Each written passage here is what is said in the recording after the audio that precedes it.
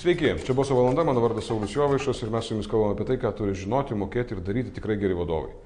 Ir jie turi nueiti į Facebooką, užsiregistruoti į Boso valandos grupę, ten rasti kiekvieną darbo dieną daug labai informacijos apie tai, kas yra naudinga vadovams. Tai yra straipsniai, yra video, yra audio, yra reikalų, yra kai kas angliškai, bet yra labai daug ir mūsų gimtąją kalbą. Nes taip jau atsitinka turbūt, kad jeigu šiandien jūs netobulėjate kaip vadovai, tai jūs tampate savo organizacijos butelio kakliukų. Nu, ta prasme, pro jūs neprateka, jeigu ką. Tai su tuo aš jūs sveikinu, o šiaip tai labai welcome.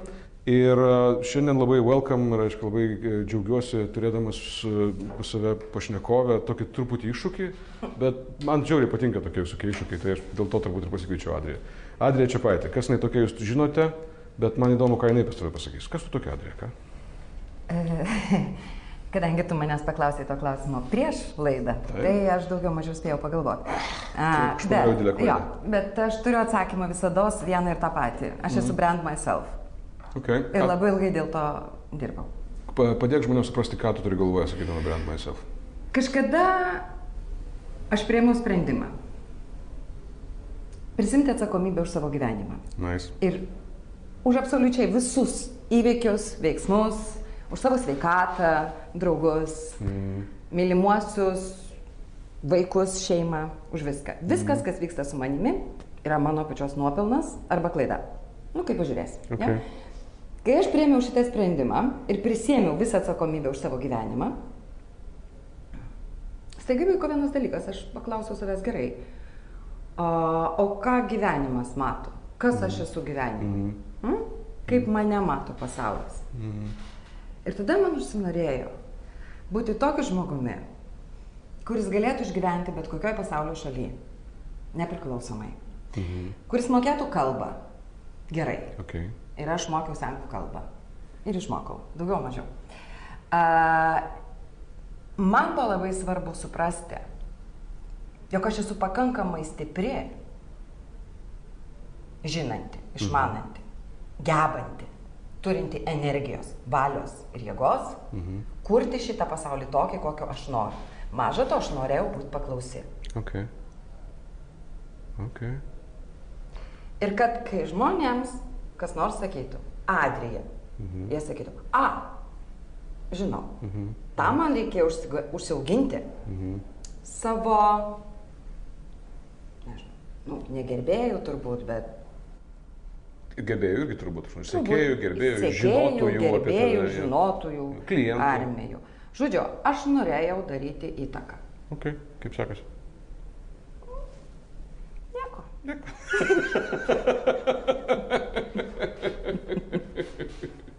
Man patinka, žiūrėjau. Ja. Nes mes esame iš tikrųjų mūsų žinios, plus ta žmonių minia, kurie apie mus kalba. Nu gerai, mane įkvėpė tavo šitas pasakymas. Žinai, aš nuoširdžiai, kaip čia, nors nepasakiau rusiškai, nekryvė dušoj, reiškia, bet kodėl ne? Nekryvaliojant savo sielą. Nes čia yra rimtas iššūkis, iš principo, prisimti atsakomybę už viską. Ja. Už savo gyvenimą. Už savo klaidas. Už savo klaidas. Nes, žinai, jo, tu negali nurašyti, kad, jis blogas, jinai bloga, čia situacija taip susiklostė. Ne. Visas situacijas aš susikūriu pati. Okay. Ir jeigu kas nors manęs nemėgsta, tai klausk savęs. Man vienas, mano labai geras mokytojas, davė gerą pamoką. Jisai man pasakė, nori pamatyti velnę, pažiūrėk į veidrodį. Nori pamatyti Dievą, pažiūrėk ten pat. Bet ir viskas. Bet žinai, aš paklausiu, man gali neatsakinėti, bet o kam tau to reikia? Kam tau to reikėjo, arba kam tau reikia tos atsakomybės? Nes, ne dėl to, kad blogi žmonės vengiantis atsakomybės. Tiesiog, taip yra sudėliota, su gamtos surėdyta tam tikrą prasme, kad žmogus yra linkęs vengti atsakomybės, nes tai yra pavojinga. Tiesiog pavojinga. Jo, bet aš nenoriu būti auka. Okay. Aš nenoriu jaustis auka. Man patinka prisimti atsakomybę dėl to, kad man patinka žinot, kad aš gyvenu gyvenimą. Ne gyvenimas gyvena mane, ne aplinkybės žaidžia mane, o aš kuriu aplinkybės, kurios man patinka. Ir net jeigu man nesiseka, Tai vis tiek aš bent jau mėginau. Labai gerai. O nelaukiau, kas man nutiks. Klausyk, aš labai norėčiau daryti laidą apie tave. Rimtai, nes man labai įdomu, tai kaip tu galvoji, jo. Bet aš tave čia taip jau leidau savo pasikviesti. Bet gyvent mano gyvenimą yra sunku. Aš tikiu. Yra sunku, jeigu aš pasakyčiau savo dieną. O gal tu pasakyk savo dieną? Tai ką gali, arba tai ką nori. Gerai. Tai ką nori. Tarkim, aš keliuosi 6:30. Okay. Aš nubėgu 10 kilometrų. Aš pusę valandos darau kvėpavimo pratimus. Aš 15 minučių medituoju. Kalbėkite. Tai čia kiekvienas rytas. Okay. Bet aš suprantu, kad tai yra tie ritualai, kurie ir padeda tau išlaikyti tą rutiną, kuri padeda išlaikyti tą apsisprendimą. Jo. Ir nėra tokio ryto, kad aš leidžiu savo negalėti. Ne, yra, jeigu aš sergu, temperatūra aukšta arba tenai, nežinau kokios aplinkybės. Nežinau, už lauko liūtis tokia, kad neišbėgsi. Tai tada taip. Bet visumoj ne. Okay.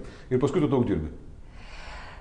Kaip čia pasakyti, šiandien aš dirbau ryte 2 valandas, dabar turiu laidą ir po laidos aš dirbsiu 2 valandas.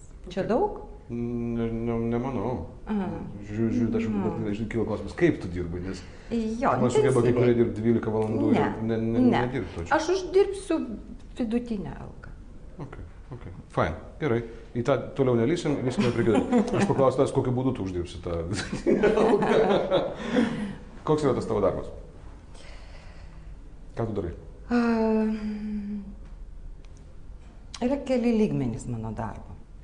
Ir tas darbas, valstybinis, kurį aš dirbu kaip labdara tėvynei, tai yra, aš dėstau Lietuvos muzikos ir teatro akademijoje. Taip.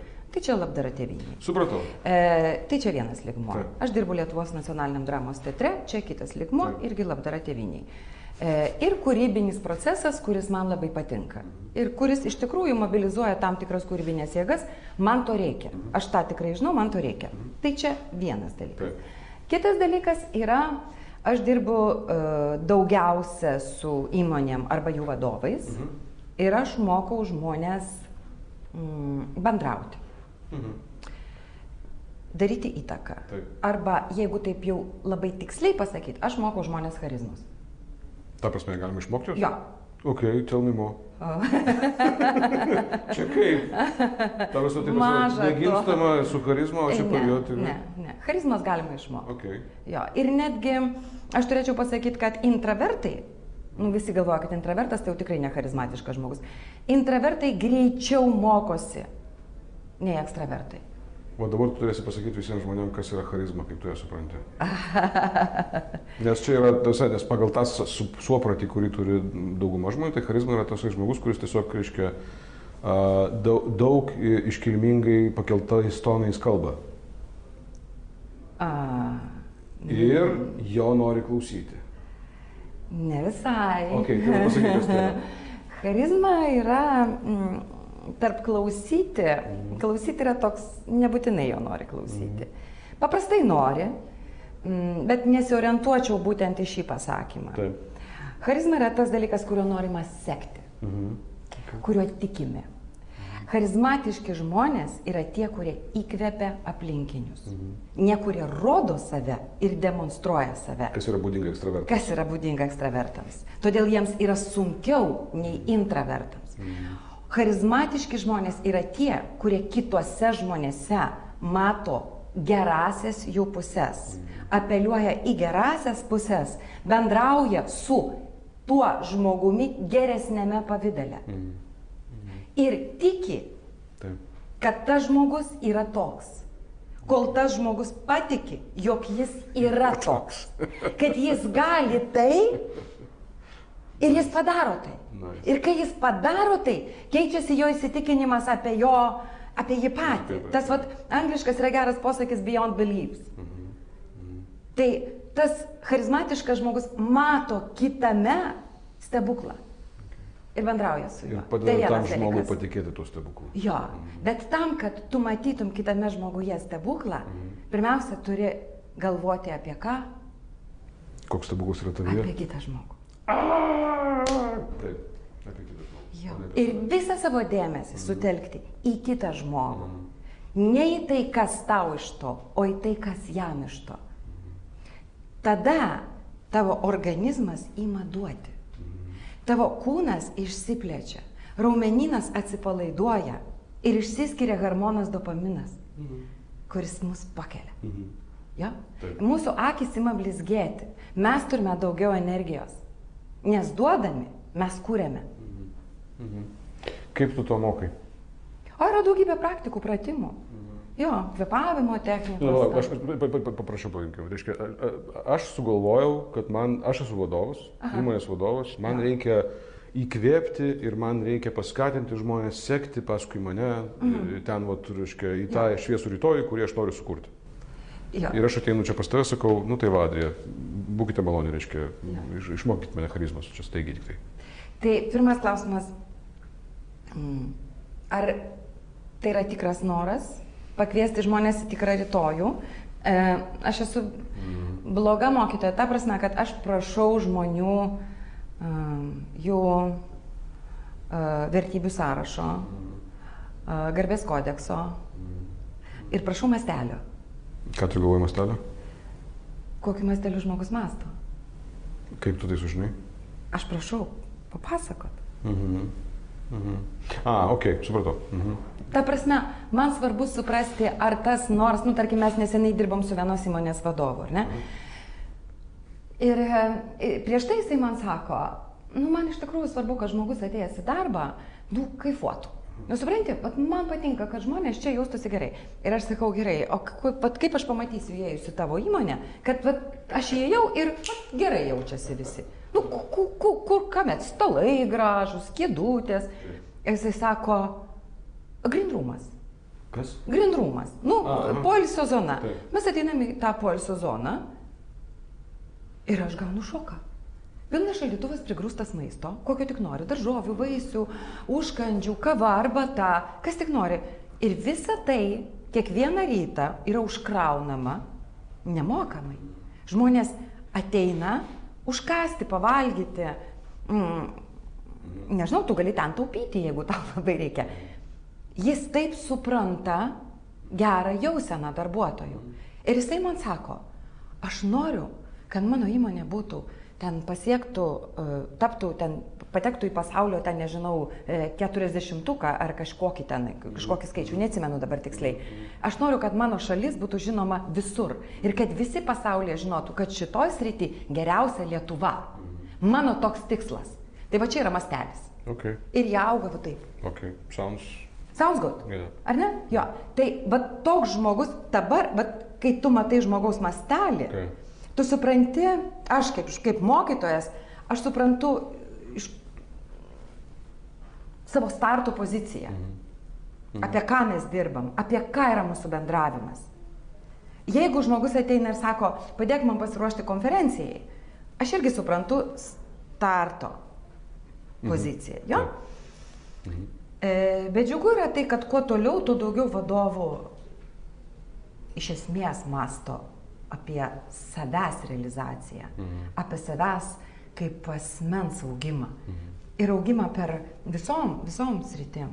Tai va, o kaip aš toliau mokau, tai čia pirmas žingsnis. Bet tokiam, išsiaiškinti, kas mes esame. Ok, fainai, labai gerai. Tokiam, kur ten mokytis su charizmos, taigi pas jį ir taip jos ten, kiek nori, ten šitą šiupelių galima būtų. Nebūtinai tai gali būti intravertas žmogus, kuris gerai daro, bet mažai apie tai šneka, nelabai mėgsta reikštis ir taip toliau. Nebūtinai, kartais yra daug gerų darbų, gerų veiksmų ir mažai komunikacijos. Ir jisai tiki, kad jeigu jisai apie tai daugiau šnekės arba jisai tiesiog daugiau komunikuos, jisai galės pasiekti dar aukštesnį lygį. Teisingai suprantu? Mažiausiai patrauks kitus į tokį patį mąstymą. Okay. Sukurs tokią pačią aplinką aplinkui versle. Gerai. Pavyzdžiui, tai jau geras dalykas. Gerai, tai kaip mes dirbam? Jo, tai tu išsiaiškinai, reiškia, tą startinę poziciją, remiantis vertybės, mastelis arba mastas ir, reiškia, tas trečias elementas, kuris buvo pas tave. Garbės kodeksas. Garbės kodeksas, iš karto pas mane atmintis jį iš karto praskipino, iškirpo, žinai, kaip iš filmo. What? Garbės kodeksas. Bet aš nedėlysiu taip giliai detalės, nes tada mes turėsim čia 3 valandas šnekėti ir man labai patiks, o žmonės neišgyvens. Jo. Tai eikim tada toliau. Kas toliau vyksta? Kai tu jau žinai savo startinę poziciją, kaip tu toliau padedi žmonėm tą savo charizmą vystyti? Tada susidėliojam tikslą, ką mes turime pasiekti ir per kiek laiko. Daugiau mažiau. Taip. Tada yra keli lygmenys. Kūnas, su kuriuo mes turime dirbti. Ir yra labai daug kūno technikų. Nes įdomus yra dalykas tas, jog žmonės įsivaizduoja, kad charizma ir energija gyvena galvoj. Bet viskas yra kitaip. Charizma ir energija gyvena kūne. Ir kūnas yra stipresnis už mūsų mąstymą. Ir dėja, bet naujausi moksliniai tyrimai sako labai įdomus dalykus, kad mūsų širdis turi labai daug neuronų, kurie sugeria emocijas. Tos emocijos, kurias mes patiriame, pagrindinės yra 2 emocijos. Baimė, iš kurios mes veikiame, arba džiaugsmas ir meilė. 2 pagrindinės emocijos. Kai širdis pajunta emociją, jis siunčia į smegenis informaciją, kokia tai yra, kas vyksta, sako širdis. Aš bijau, sako. Smegenis visą tą informaciją verčia cheminę formulę. Kraujo formulę, hormonai išsiskiria, ir taip toliau. Ten deguonies kiekis atsiranda vienas arba kitas, nes kai išsiskiria dopaminas, mes paimam daugiau deguonies, mes išsiplečiam, kai išsiskiria kortizonas, kas yra baimės hormonas, mes susitraukiam, mūsų raumenys susitraukia. Kai susitraukia raumenys, mes nieko nebegalim, visas kūrybiškumas pasibaigia. Ir kalbu, jeigu aš dabar būčiau įsitempus, aš tikrai čia nelabai ką atsakinėčiau. Tai vat darbas yra pirmiausia susitvarkyti su kūnu ir suprasti, kaip veikia mūsų kūnas. Jeigu mūsų kūnas atiduoda, jeigu mes esam laisvi ir atsipalaidavę, jeigu mūsų raumenys atsipalaidavę, mūsų organizmas pilnas deguonies, mes mąstome greičiau, mes esam kūrybiški, mes turime energijos.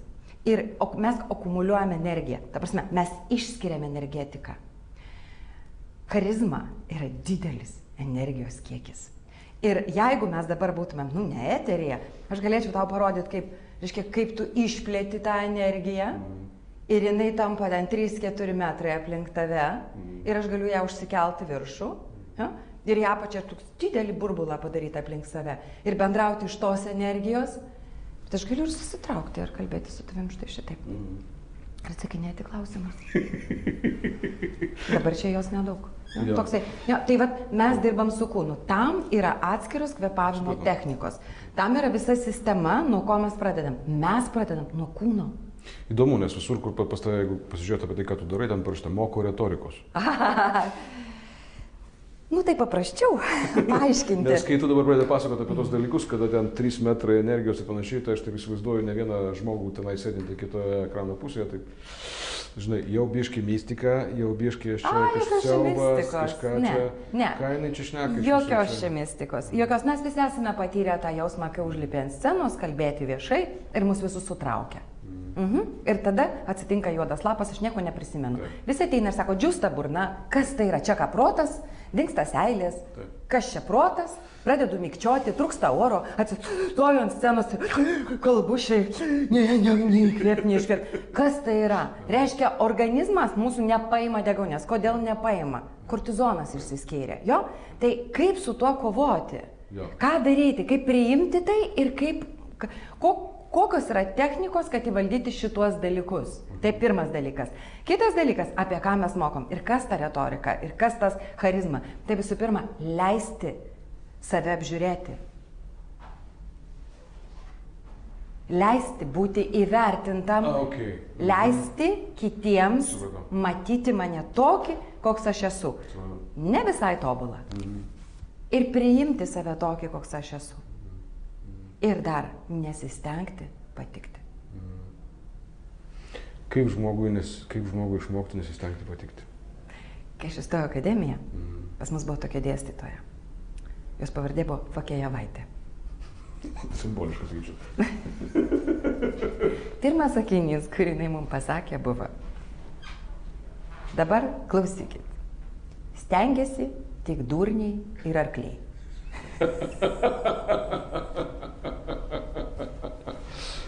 Jo, bet, žinai, aš suprantu, kad mes, žinai, tai, ką tu darai, yra kompleksiniai dalykai. Jo. Jie yra labai sudėtingi, bet tuo pačiu metu jie yra, aš suprantu, ir išlaisvinantis, ir išsprendžiantis daug klausimų vidinių, Čia dar ne viskas, ką mes darome. Aš tikiu. Dabar, jeigu grįžta apie retoriką, Jo. retorika tai yra iš tos operos, kai, na vis dėlto, aš mokau vis dėlto žmonės kalbėti teiginiais, kalbėti esamuoju laiku, prieš prasižiojant, suformuluoti mintį. Tai vienas dalykas. Kitas dalykas, aš mokau kūno kalbos ir gesto. Visi galvoja, kad gestas tai yra tas išorinis gestas. Išmokau taip laikyti rankas ir gražiai jomis mojuoti.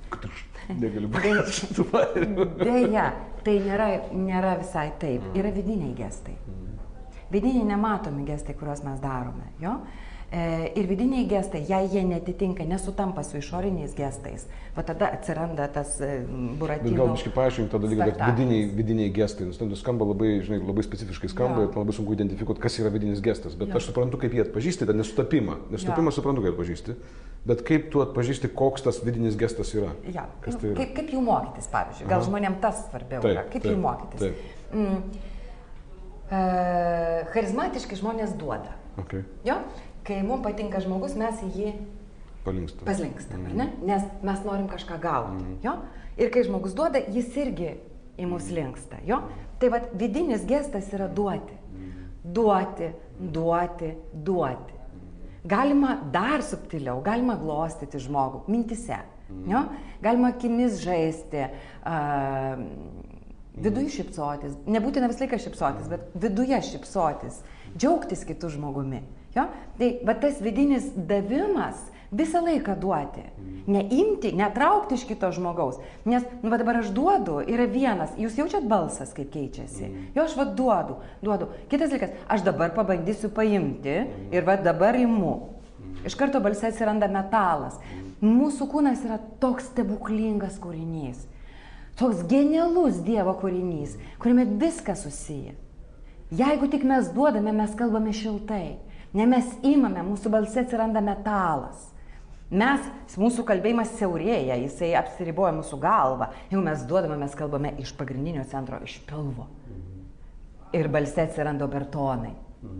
Jo, ir malonu klausyti. Vadau, aš kalbu obertonais, yra toksai garsas. Taip, jo, malonu klausyti, ar ne? Tai vat, čia yra visas tas kompleksas. Ir charizmatiški žmonės. Yra žmonės, kurie visą laiką naudoja šitą techniką. Tai yra technika. A jie sąmoningai naudoja šitą techniką, noriu pasakyti? Nedaug žmonių gimsta charizmatiškais. Vienetai. Okay. Bet daug žmonių išmoksta. Kodėl tada tiek nedaug yra gerų kalbėtojų? Aš tavęs neprovokuoju, man tiesiog norisi Mažai.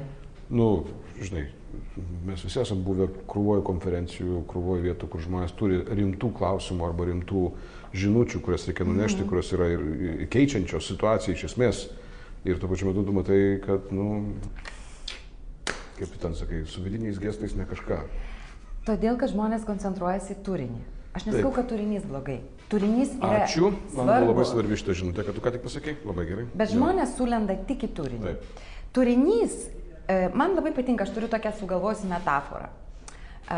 Kažkada vienoje iš knygų apie kūno kalbą aš perskaičiau tokią formulę, kuri tikrai neveikia.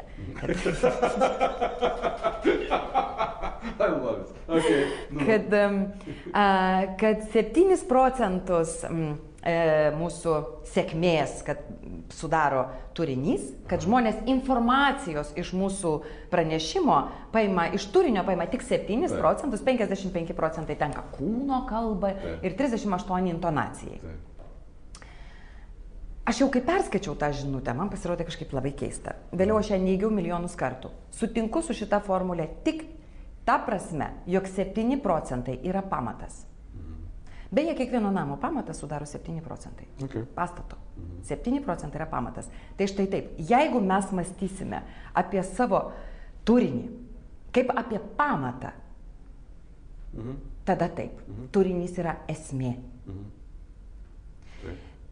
Bet šiais laikais čia yra labai dar daug triukų. Dėl to, kad, tarkim, žmonės kartais galvoja, kad jis turi suteikti informaciją. Informacija šiais laikais neįdomu. Google'as padarė viską, ką galėjo ir informaciją tu gali susirinkti. Mums svarbu dabar jau įžvalgos, ką tas žmogus konkrečiai tuo klausimu mano, kokias jis turi idėjas ir kaip jo idėja gali man išspręsti, padėti, pakeisti mano asmeninį gyvenimą. Kaip jo idėjos keičia mano gyvenimą. Tai kai aš kuriu kalbą, aš turiu ir mąstyti iš tos pozicijos, kaip mano idėja, kurią aš dabar paskelbsiu, pakeis šitų žmonių gyvenimą. Į gerą, tikėtina. Čia reikia biškai dabar sekundėlę, dabar reikia biškai tai padaryti pauzę, tada biškai tai pasimti tą, burbuliuką, kuris yra, atsisukti atgal, taip maždaug 5 minučių atgal minimum ir paleisti iš naujo. Ir pasižiūrėkit, o mes tęsim toliau. Idėjas yra absoliučiai, labai labai svarbus dalykai, ką tu dabar sakai. Tai yra per daug fokusuojasi į turinį, ne apie tai eina kalba, reikia galvoti apie idėjas, kurios gali pakeisti tų esančių čia žmonių gyvenimus. Fainai, kas toliau? Kas dar? Kas dar? Kodėl žmonės blogai kalba? Todėl, kad jie koncentruojasi į tai, ką aš pasakysiu ir dar. Žmonės ateina ir sako, aš noriu, kad mane suprastų. Neužtenka. Tai per maža žinia. Labai svarbu, kad žmonės išėję iš salės žinotų, ką jie turi veikti. Ką jie dabar darys? 3 esminius dalykus. Ką aš dabar darysiu? Arba 3 esminius dalykus, ko aš niekada nedarysiu. Nuo šiol. Bet aš tikrai žinau veiksmą, o nesupratimą. Žiūrėk, tu esi labai drąsi moteris, dėl to aš galiu sau leisti tave, todėl, kad man taip atrodo, čia aš padariau savo išvalgas ir tiek, todėl aš galiu sau leisti biškį tave provokuoti, galiu? Biškį, čiučiut, visai čiučiut. Drąsiai. O įsivaizduokim, kad dabar mūsų šitas pokalbis, mes jį darome ant scenos, sėdime dviese ir darom tokią kaip ir panelinę, kaip tai vadinasi, diskusiją, ir tu pasakai tam tikrus dalykus. Ir dabar laikas baigėsi ir žmonės šitie išėjo iš salės, jie išėjo. Ką jie turi daryti? Po to, ką tik pasakėjai, arba to, ką mes pastovim pašnekėjome, jau 20 minučių iš tų. Pagrindinis dalykas. Ką jie turi daryti, pradėti daryti. Padėk jiem prisiminti, ką jie turi pradėti daryti, kai jie baigs peržiūrą šitų įrašų. Gerai. Okay. Valio. Visų pirma, pagrindinis dalykas. Mūsų dėmesys yra mūsų Dievas. Reiškia, bendraudami su kitais ir kalbėdami, pirmiausia, jie turi matyti kitose žmonėse, ką geriausia jų versija. Ir kalbėti su geriausia jų versija. Jeigu jie kūrė pranešimą kažkokį konferencijoje, jie turi kurti tai geriausiai versijai. Įdant žmonės išklausę jaustųsi pakylėti. Tai vienas dalykas. Kalbėti esamuoju laiku. Esamasis laikas mus gražina į čia, į dabar, į veiksmą. Mes galime veikti tik dabar. Be... Čia sakai, kad užsirašinėtum, viskas gerai. Jo, čia svarbu žinoti, labai svarbu. Jokių tariamųjų nuosakų. Kas būtų, jeigu būtų, ir ko aš norėčiau, nenorėčiau. Manyčiau, nemanyčiau. Toliau, sakyti tiesą, tą prasme. Atsisakyti tokių melų kaip iš tiesų. Jo, ir kas duoda, reiškia, kas po to eina, po to. Atsisakyti visų abejotinių sakinių. Aš manyčiau, kad jeigu jūs galėtumėte su jungtiniai, sudurtiniai sakiniai, kurie užvėlė visą informaciją, ir yra tokia, sąmokslo teorija, kur tu išklausęs nieko nesupranti. Kitaip sakant... Esamasis laikas, veiksnys, tarinys, pažyminys, aplinkybės. Malonėkite aiškiai ir trumpai. Ir dar nemeluoti. Tai ką daryti streitų politikam, kurie dabar šneka per teliką, nusišauts toli? Eiti pensiją. Gerai, galim tęsti toliau. Nes jie realiai kalba lygiai taip, kaip tu sakai, kaip nereikėtų. Taip. Jo, nes tariamosios nuosakos, sąlyginiai sakiniai, ilgi, be turinio ir daugeliu atveju netgi melas. Taip. Toliau, kas labai svarbu, yra mūsų jungia istorijos. Mes prisimename emocijas, mes neprisimename logikos. Todėl, o emocijos gyvena istorijose. Todėl, norint, kad žmonės mus prisimintų ir prisimintų tai, ką mes, ne mus prisimintų, bet tai, ką mes sakėm, prisimintų žinutes, kurias mes norime perduoti, įvilkime jas į nedidelės, mažas istorijas. Aš nežinau, kaip versti žodį pričą. Nežinau, kas tai yra, bet aš žinau irgi, kas tai yra, bet nežinau, kaip tai verčiasi. Tai vat į mažas istorijas, kurios įsimintų ir turėtų išliekamąją vertę. Pritčia turbūt yra pamokanti istorija. Pamokanti istorija, turbūt taip. Bet mažutės istorijas, jos gali būti iš mūsų asmeninio gyvenimo, iš, nežinau, literatūros, nesvarbu. Svarbu, jog ta istorija man emociškai būtų gyva. Ir aš pasakodama istoriją, ją išgyvenčiau. Tai vienas dalykas. Kitas dalykas, kalbėdama, aš turiu matyti tą istoriją. Vizualizuoti ją. Taip. Tada ją matys mano auditorija. Ir tai mus sujungs. Dar vienas dalykas, kuris mus jungia, neabejotinai, yra metaforos. Mes jas suprantam skirtingai. Nes yra, kadangi yra meta lygmenyje, mes suprantam jas vienodai. Taip. Tai yra tokie pagrindiniai tipsai. Ir dar supraskime, kad duoti. Daugiau už mažiau. Tai yra išmokstamas dalykas. Beje, manęs dažnai klausia, jeigu aš visą laiką duosiu, aš neturėsiu energijos. Atvirkščiai, turėsite jos dvigubai daugiau. Bet Sinkevičius sakė, kuo daugiau atiduodi, tuo daugiau tavęs ir lieka. Gera frazė. Gera frazė, kas įdomiausia, tuo daugiau tavęs reikia. Gal, nežinau. Taip atsitiko. Jo, tai va. Ir jeigu tavęs reikia, pavyzdžiui, kuo daugiau tavęs reikia ir tavęs reikia kaip šios organizacijos, nežinau, vado, lyderio ar ten vadovo, tai tuo labiau žmonės yra linkę sekti tavimi ir eiti paskui tave. Nu, žodžiu, viskas kaip ir aišku, ne? Bet šiaip aš tau labai dėkingas. Žintai, vienas dalykas yra tai, kad mes tarsi apkabinam pakankamai gilius dalykus, kurie ir tokie, žinai, biškiai ant ribos su tokiu, žinai, baisu. Ten, kur tu kalbėjai apie, žinai, apie kūno išmintį arba apie ten, žinai, meditavimą kiekvieną dieną ir taip toliau, tai yra dalykai, kurie yra baisu, rimtai. Man stebėsiu, žinai, negali, bet tikrai tai yra baisu. O bėgti baisu? Aišku, kad baisu. 40 metų mokė save nebėgti, tai reikia pradėti bėgti, žinai, kaip dabar aš tai galima kažką kitą daryti. Kažką galima kitą daryti, žmonės ir daro kažką kitą. Bet visą tai yra, vis tiek išeina į tai, kad aš nežinau, turbūt tu teisi, kad charizmos galima išmokti, turbūt. Aš visiškai teisi. Gerai, tu visiškai teisi, tu visiškai teisi, kad charizmos galima išmokti, fainai. Bet tam matyti reikia gerą mokytoją irgi. Tai viena, bet aš manau, kad tikrai galima išmokti labiau duoti negu imti. Ir tada galima padaryti žymiai didesnę, stipresnę įtaką, ypač jeigu turi... Nustoti stengtis patikti. Žodžiu, aš noriu iš tų dalykų užbaigti. Nustoti stengtis patikti. Man atrodo, kad tame yra žiauriai daug. Ir vis dėlto duoti. Ačiū labai dar kartą, Adrija Čepaitė. Pažiūrėkit, ką net ten veikia, visai kaip internete. Ir čia buvo boso valanda. O kuris bosas? Kuris bosas? Gerai. Iki kito karto, čia buvo boso valanda su Jovaišu su jumis iki.